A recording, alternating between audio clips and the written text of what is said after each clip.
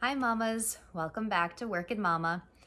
Apologies for my casual appearance. I am very tired after a long day. Despite my title of being Workin' Mama, I'm actually currently furloughed, which I think I've mentioned in another video. And as such, we have our baby out of daycare and are basically full-time, parenting him at home as well. And my husband has COVID-19. So now he's quarantined away from us so that we don't get sick. And so I am taking care of Weston all by myself, along with the doggies. And everything is just wearing on me. So I am tired. And today is a day that we actually got takeout for dinner, so I didn't even have to cook tonight. But anyway, neither here nor there. Welcome back to the channel. Today we have some content for new moms and dads. I want to share with you some things that I found or that I wish I had known when I had a little newborn myself. So I'm going to start off by talking about a few things that we actually did hear about and did do, and I really believe that they helped us in the long term. And then there are a couple other things that I wish we had done, and so I would urge any new parent to do these things with their newborn. So we're talking like newborn stages, 0 to 6 weeks, a little bit longer than that probably. So the first thing I want to talk about today is taking advantage of the newborn phase, that sleepy newborn phase. So babies, as soon as they're born, are notoriously very sleepy. They don't know night from day. And I know you know this as new parents because that means you're not sleeping, right? You're up around the clock. Baby is taking long naps during the day maybe and wants to party all night. But because they don't know it yet, and that's the way it's going to be. You can't train them until they're a certain age, a certain number of weeks old, and take advantage of it, right? So if you know that your baby is probably going to fall asleep after you breastfeed them or give them a bottle, then maybe take a nice time to sit and watch a movie together, or go to the movies, or, have a feeding before you go out to dinner and just have baby there with you sleeping. Just take advantage, because when baby gets older and becomes wiggly and starts walking and talking, everything just becomes a lot more difficult. So I would say that that's something we did. We actually went to the movies a few times when Weston was a newborn, and it worked out really well. I went, I think 3 or 4 times. His first movie he ever saw was a Spider-Man movie, and it worked out just fine. He woke up one point during the movie and I breastfed him when he woke up, and he basically went back to sleep. So I recommend that. It's funny to give that recommendation during these times right now, because I'm sure if you have a newborn right now, you are probably not leaving the house very much other than for the very essentials.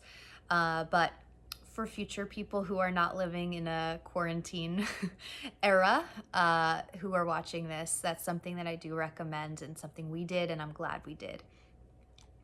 The next thing is to learn how to soothe your baby to sleep using the Happiest Baby 5S method by Dr. Harvey Karp. I wish that I knew that there were ways to get my baby to fall asleep that were not just breastfeeding him to sleep or feeding him to sleep with a bottle or whatever it is.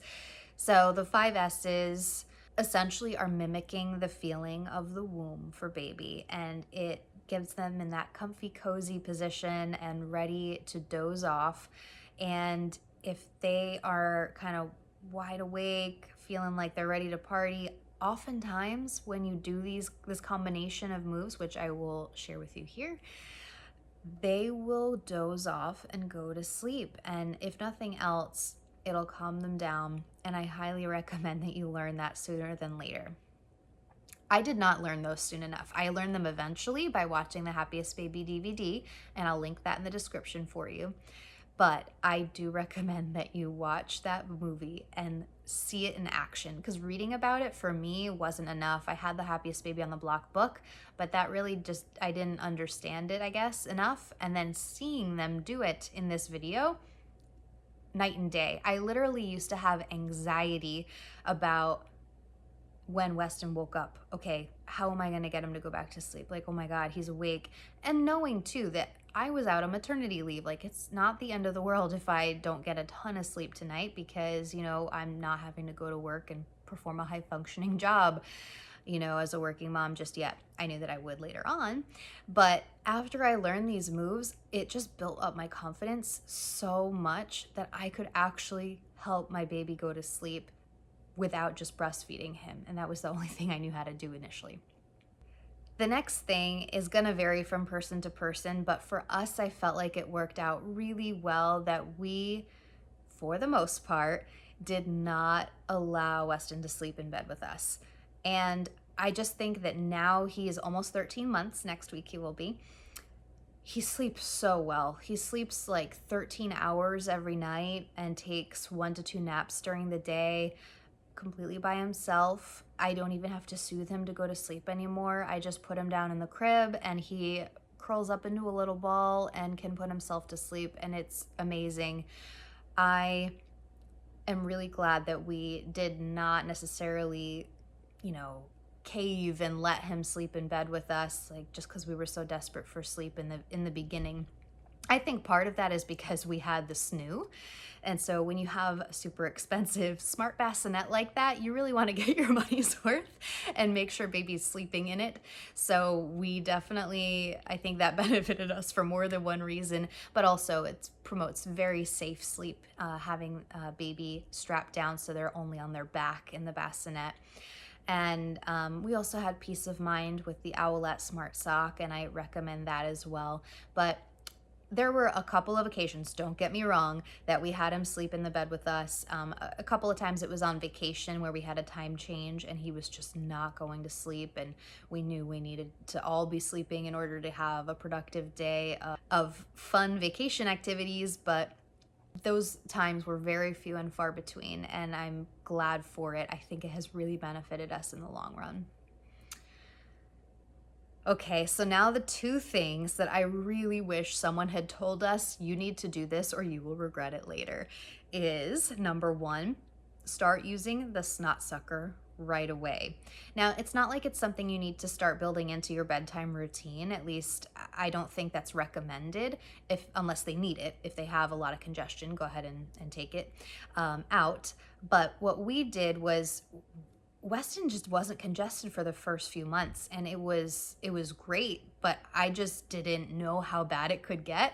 As soon as we started daycare, he was perpetually sick for months. I mean, it was like as soon as he got over one thing, 1 to 2 days later, he got the next bug, and he was congested and congested. We started off using a bulb syringe. They don't work. Not nearly as well as something like a nose Frida. Or the like. You can get a knockoff one. They all work the same, and they're really worth it. And I recommend that you get baby used to it. So maybe it's every once in a while, once a week. Just, even if you don't suck, like just put it in their nose, around like get them comfortable with it, because now whenever we have to suction Weston, he screams like he is being murdered. It is awful, and I just don't see it letting up anytime soon. Maybe it will, hopefully it will. And then the last thing I want to share that I wish someone had told me is to start brushing baby's teeth like from the beginning, because now Weston, like I said, is almost 13 months old and he is resisting it. So we have one of those little banana shaped toothbrushes for him. We actually have a few different toothbrushes. So we have that one. We have one that sticks on my finger and has like grippies so that he can kind of gnaw on it.